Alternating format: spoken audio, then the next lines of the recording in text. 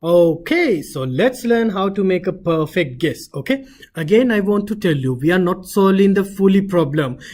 I am trying to do half of the problem. Okay, so let's get on to it. So we have this example differential equation, non-homogeneous.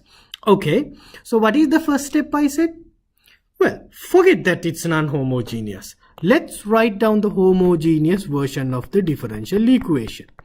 Okay, right. Now when you have this homogeneous differential equation, how you solve it? Section 4.3, right? Write the auxiliary equation. So let's write the auxiliary equation. Here it will be m square plus 4m is equal to 0.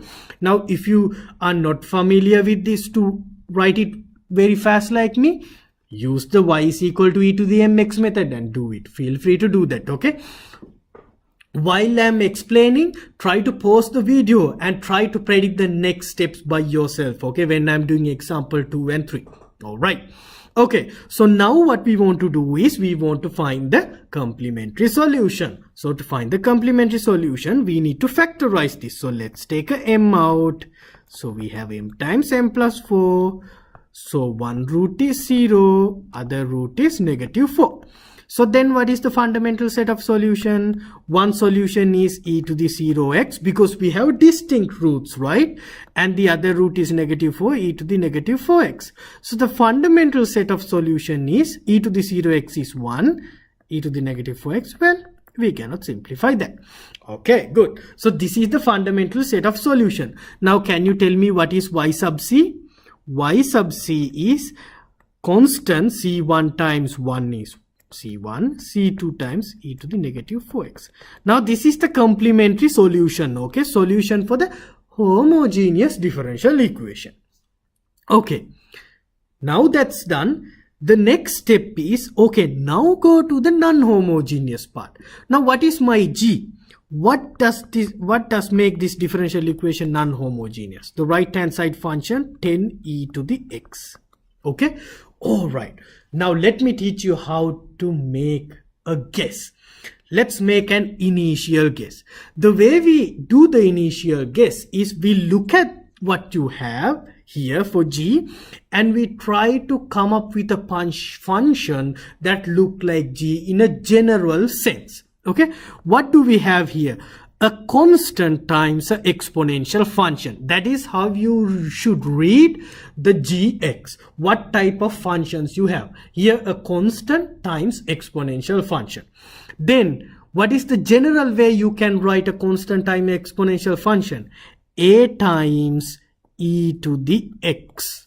Okay, where a is a constant, undetermined coefficient. That is why we say the method of undetermined coefficients. Okay, because we have an undetermined value here, constant here. Okay, so now the general way we can write this function, general expression is a times e to the x. Yay, so this is the initial guess. All right, now this is, we are not done here. Now you have to compare these two, the fundamental set of solution and your initial guess. Now do you see an overlap? Do you see the same thing in the fundamental set of solution? Now one could say, okay, well, we have both exponential functions there. No, you have to be very specific. By overlap mean the same thing. Here we have e to the x. Here we have e to the negative 4x. Those two are different, okay? They are linearly independent, two linearly independent functions. So ex and e to the negative 4x does not have an overlap. But if we had e to the x in the fundamental set of solution here, then we have an overlap, okay? So here we do not have an overlap. So we claim our guess, initial guess is in fact the correct guess, okay? That's how you make the guess. Now afterward, we are not going to learn that here in this lesson. We will learn it in the future how to do after you find the guess correctly. Okay. All right. So let's move on to another example and see how to make correct, because it's a very tricky lesson. Okay. All right. So let's come up with a new example. Y double prime plus 5y prime plus 6y is equal to 2x plus 1. Okay. Now what is the first step? The first step is to create the auxiliary equation. So auxiliary equation here is m square plus 5m plus 6 is equal to 0. Oh, by the way, we assume this as homogeneous, right? I forgot that. Don't forget that. So 5y prime plus 6y is equal to 0.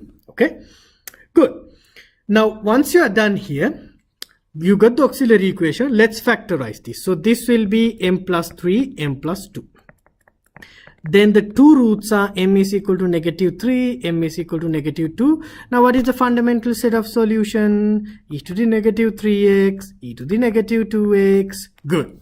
So that is the complementary solution. You can write the complementary solution out of these two, right? Good. That's done. Now let's go to the guess. So now g is 2x plus 1. Now you consider the non-homogeneity. So 2x plus 1 is what type of a function?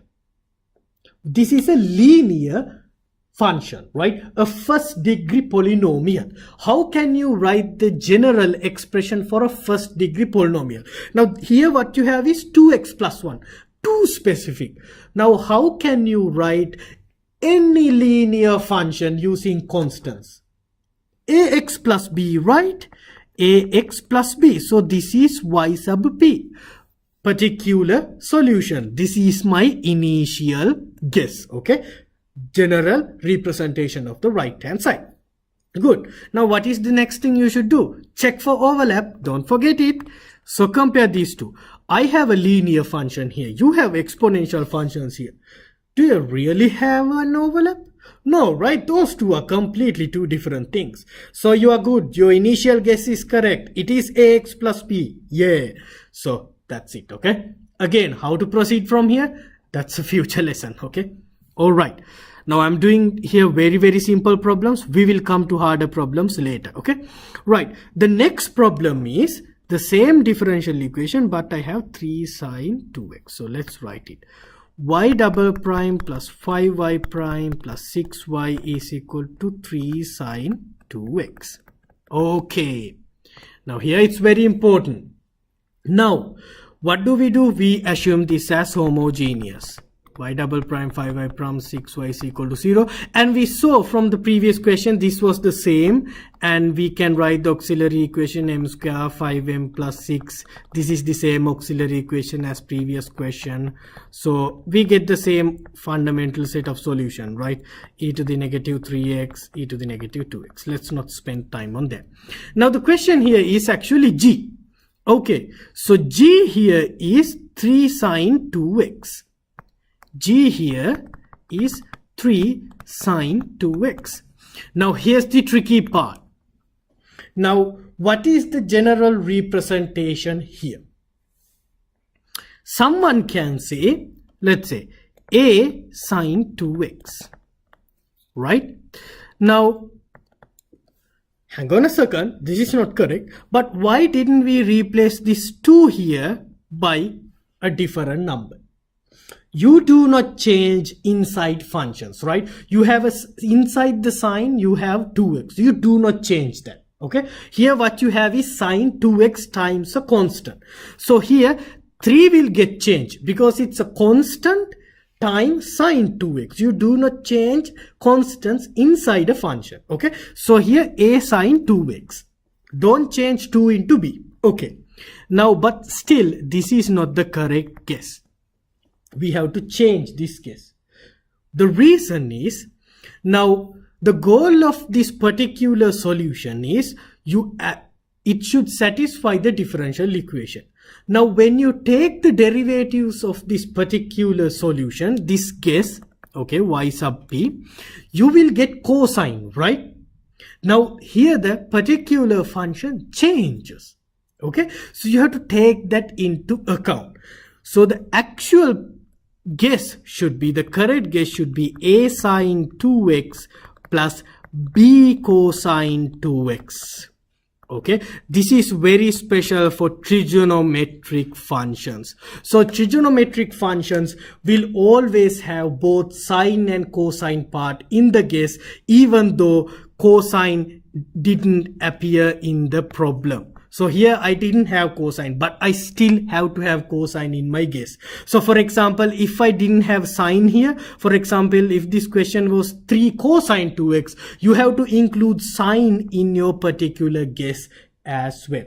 Okay, the reason is sine and cosine, the derivatives are alternating, so you don't know whether you might be able to create this right hand side sine by using cosine or using sine. So you don't know, so you have to take both of them into account. Okay, all right, I will teach you a trick how to exactly do that in the next video, but this is the start. So this is the particular solution guess for the third example that I did. Okay, so this is something that you should write down, how to deal with how to come up with guess when you have trigonometry functions sine and cosine. Okay, all right, thank you.